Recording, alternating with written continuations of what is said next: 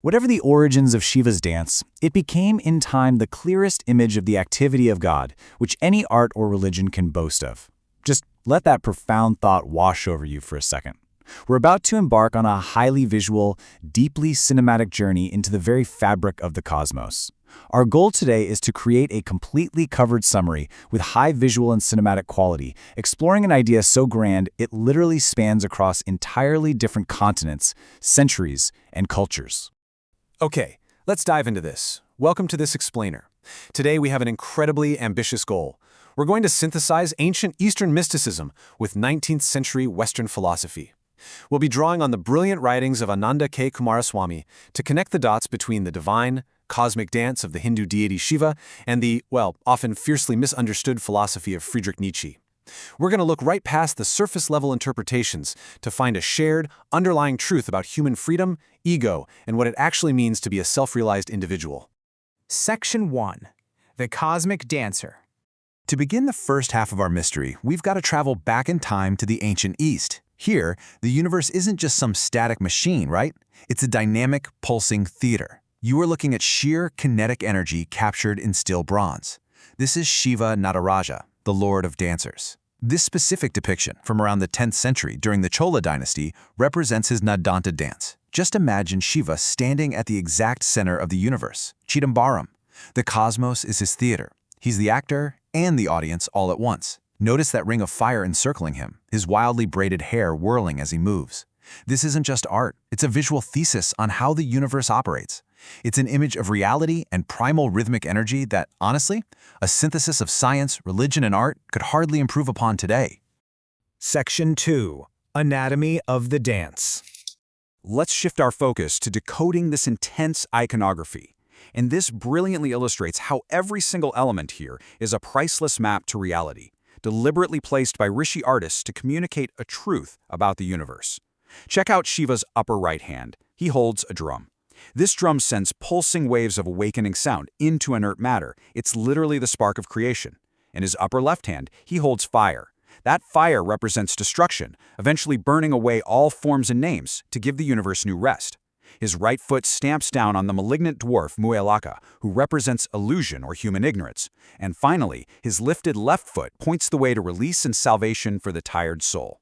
Together, these elements embody what Shaiva texts call the Panchakritya, or the 5 activities: creation, protection, destruction, illusion, and release. The dance perfectly captures these 5 actions happening simultaneously. Shiva is constantly pulsing life into the universe, sustaining its manifold phenomena, and then gracefully destroying it all to wipe the slate clean.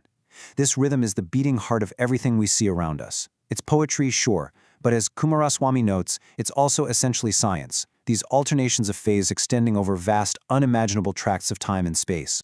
But here is where the narrative arc takes a sharp, deeply personal turn. We've been talking about the grand cosmos, right? Well, this cosmic destruction actually takes place on the micro level. Shiva loves the burning ground, but where is that exactly? It's not a physical crematorium. The burning ground is the human heart, laid waste and desolate. It is the absolute destruction of the human ego. Only when the heart is made completely empty by renunciation, when illusion and selfish deeds are finally burnt away, can the divine step in and dance. And why does he dance? This brings us to a beautiful concept called Leela. It means the divine play. Shiva's dance isn't a chore. He isn't working toward a deadline or trying to appease anyone. The dance is joyfully aimless. It's spontaneous, born entirely of his own nature. He acts simply to express his own being, entirely free from the motives of pleasure or pain. Keep this idea of spontaneous, purposeless action in your mind, because it's the exact bridge we need for our next big leap. Section 3. The European Mystic. We're now going to pivot gracefully from the ancient Eastern burning grounds all the way to 19th century Europe. And we're treating this transition not as a change of subject, but as a revelation of the exact same cosmic truth spoken in a totally different tongue. I want you to listen to this quote regarding Friedrich Nietzsche. Yeah, Nietzsche, the man often mischaracterized as a philosopher of Cold War and ruthless power. Coomaraswamy reframes him completely. He stands in the direct line of European mysticism, voicing the religion of idealistic individualism. If we strip away the historical baggage and the deliberate misinterpretations of his work, we find that Nietzsche is fundamentally a mystic, echoing the precise intuitions we just explored in ancient India. So, The crucial point is, notice the striking parallel here. On one hand, we have the Eastern ideal of the Jivanmukta, the freed soul. This is the soul who's freed in this life, whose ego has been destroyed in the burning ground, and whose actions proceed purely from their freed nature. And mirroring it perfectly is Nietzsche's ideal, the Superman. The Superman operates beyond good and evil, not bound by societal conventions of reward or punishment, but acting as the ultimate self-realized flower of humanity. They are, at their absolute core, the exact same concept. Section 4. Beyond Good and Evil. Let's deepen this analysis. If both the Jivanmukta and the Superman represent this ultimate state of awakening, what does it actually mean to act when you reach this elevated, freed state of being? How do you live beyond good and evil? This quote from Nietzsche is a passionate cry for true self-realization. That your very self be in your action, as the mother is in the child. Let that be your formula of virtue. It isn't about following external rules out of a sense of obligation. That's just playing it safe.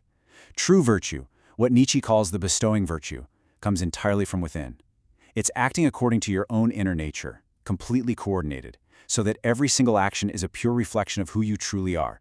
And this brings us to a phrase that has been terribly, terribly misunderstood: the will to power. It is absolutely not about tyranny. Actually, scratch that. It's not even slightly about forcing your will upon the weak. As Kumaraswamy clarifies, the will to power is the assertion that life should be directed toward the absolute freedom and spontaneity of the Jivanmukta. It's an intense self-mastery where you refuse to be swayed by the superficial pairs of opposites, pleasure and pain. It's the strength to conquer yourself, not others. In fact, Nietzsche's philosophy perfectly aligns with the Eastern call for nishkama dharma, which means unattached action. You strive for the work itself, not for happiness or the fruits of the work. You impose a kind of spiritual ardor or tapas on yourself. When Nietzsche says, "Do I then strive after happiness? I strive after my work," he is basically echoing the Bhagavad Gita. It's the call to perform one's duty spontaneously, without any attachment to the results. It is the cosmic dance of Leela, played out in the life of the individual. Section 5. The ultimate synthesis. Let's move to see how this builds, bringing both of these magnificent philosophies together. Let's look at the complete cinematic journey of the soul that we've covered in our explainer today. Step 1 is illusion. The ego is bound by ignorance and the petty desires of society.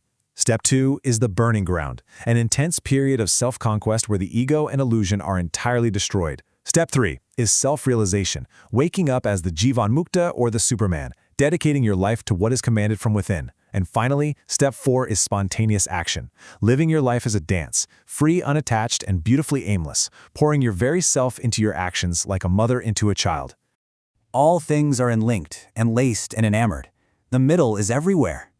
Wow, Nietzsche wrote those words, but honestly, they could just as easily have come from a Vedic sage. They capture a beautiful, awe-inspiring monism, the absolute unity and interdependence of all life. There is no outside. The center of the universe isn't just in a temple in ancient India, it's everywhere. It's inside you. Which leaves us with the final, lingering question to consider. If the cosmos is a theater and the great dance of creation and destruction is happening inside the human heart, we have to look inward. Where's your burning ground? What illusions do you need to let go of? And ultimately, what incredible, unattached, spontaneous action will remain when your ego is finally cleared for the dance? Keep that thought with you and keep exploring.